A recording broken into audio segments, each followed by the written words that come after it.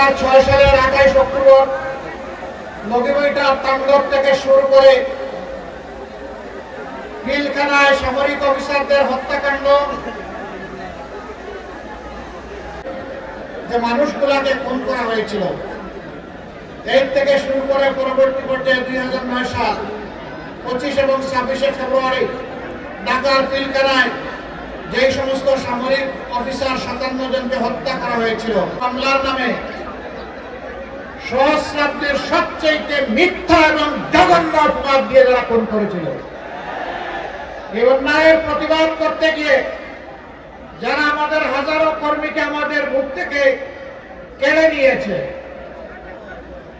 এবং পুরো 15.5 বছর জুড়ে এদেশের সকল রাজনৈতিক দল, আলিম উলামা, সাংবাদিক, বিভিন্ন শ্রেণী এবং পেশার মানুষ, শিশু থেকে বৃদ্ধ, মা থেকে বাবা, ঠান্ডা মাথায় যাদেরকে খুন করা হয়েছিল, আমরা তাদের ঘরে ঘরে যাওয়ার চেষ্টা করেছি। সর্বশেষ 24 জুলাইয়ে আমাদের যে যুব সমাজ বুক চিতিয়ে জাতির মুক্তির জন্য, আজাদির জন্য লড়াই করে জীবন দিয়ে গেছে, আহত পঙ্গু হয়েছে, আমরা তাদের ঘরে ঘরে জনে জনে যাওয়ার চেষ্টা করেছি।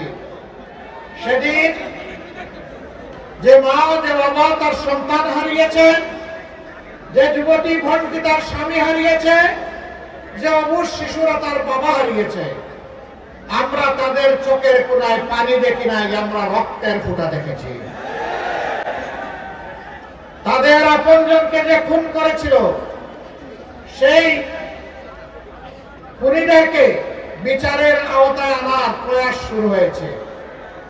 আমি দাঁড়িয়েছি ওই সমস্ত বনি আদমদের হয়ে যাদেরকে আপনজনের বুক থেকে তুলে নিয়ে কোথায় গায়েব করা হয়েছে, কোন আয়না করে রাখা হয়েছে, তাদের আপনজনেরা জানে না।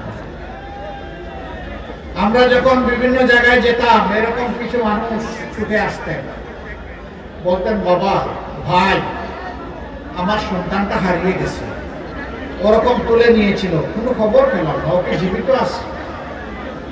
যদি জীবিত থাকে তাইলে কোথায় আছে আপনারা কি জানেন? আর যদি না থাকে তাইলে তার খবরটা কোথায়, আমাদেরকে একটু দেখাই দিতে পারবেন? যদি জীবিত থাকে, আল্লাহ যেন আমার বুকের ধনকে আমার বুকে ফিরিয়ে দেয়। আর যদি দুনিয়া থেকে চলে যায়, অন্তত তাদের কবরটা দেখে মনে একটু শান্তি নিতে চাই। ওই কবরের মাটি ছুঁয়ে আমাদেরকে কবরটা দেখাই দিতে পারবে?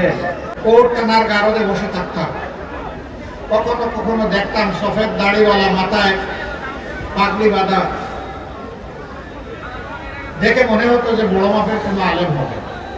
সবাইকে তো আর চিনতাম না।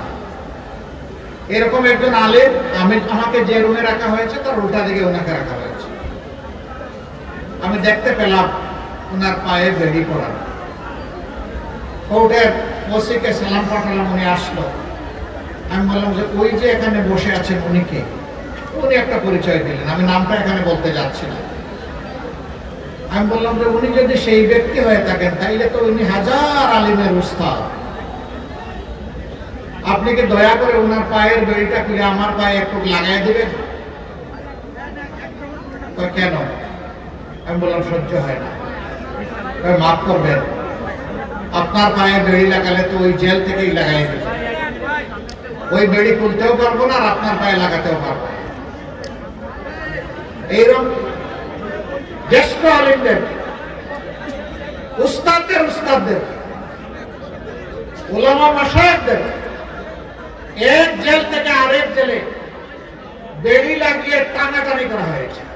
হেফাজতে ইসলামের দফায় দফায় 5ই মে থেকে শুরু করে বিভিন্ন সময় যাদেরকে হত্যা করা হয়েছে, তাদের হয়েও আমি এখানে দাঁড়িয়েছি। এই সাংবাদিক বন্ধুরা আছে, তাদেরকেও খুন করা হয়েছে, তাদের কাউকে ধরে নিয়ে সীমান্তের ওপারে ফেলে দেওয়া হয়েছে। আমি সেই মানুষগুলার, মজলুমদের পক্ষে এখানে দাঁড়িয়েছি। আমি সেই 18 কোটি মজলুম মানুষের পক্ষে দাঁড়িয়েছি যারা সিন্ডিকেট করে নিত্য পণ্যের দ্রব্যকে, মূল্যকে আকাশে তুলে দিয়েছিল। মানুষের জীবনকে বিষিয়ে তুলেছিল সিন্ডিকেশন এবং চাঁদাবাজির মাধ্যমে। আমি তাদের হয়ে এখানে দাঁড়িয়েছি। আমি আপনাদেরকে জিজ্ঞাসা করতে চাই, সেই ফেসিবাদ, সেই কালো অধ্যায় আবার বাংলাদেশে ফিরে আসুক, আপনারা কি চান? বাংলাদেশের 56,000 বর্গ মাইলে বসবাসকারী 18 কোটি মানুষ, তার সাক্ষী আমরা কারো উপর প্রতিশোধ নেই নাই।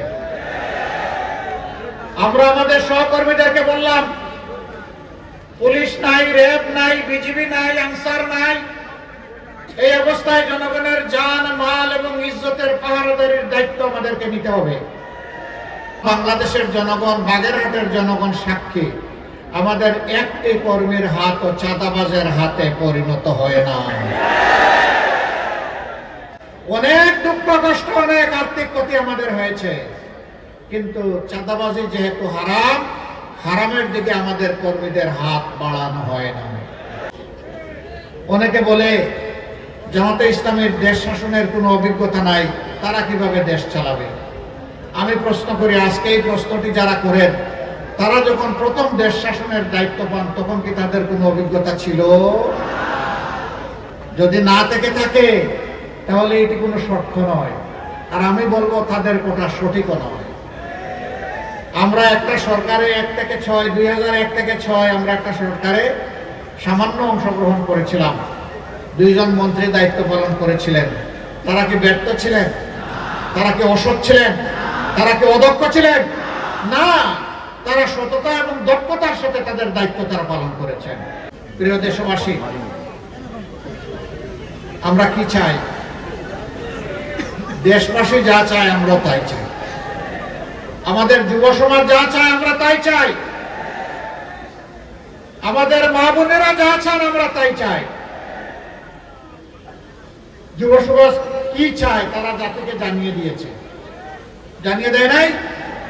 বাংলাদেশের 5টা পাবলিক বিশ্ববিদ্যালয়, যেগুলা সর্ববৃহৎ বিশ্ববিদ্যালয়, সেই বিশ্ববিদ্যালয়ে নির্বাচন হয়েছে ছাত্র সংসদে, তারা কি একটা রায় দেয় নাই?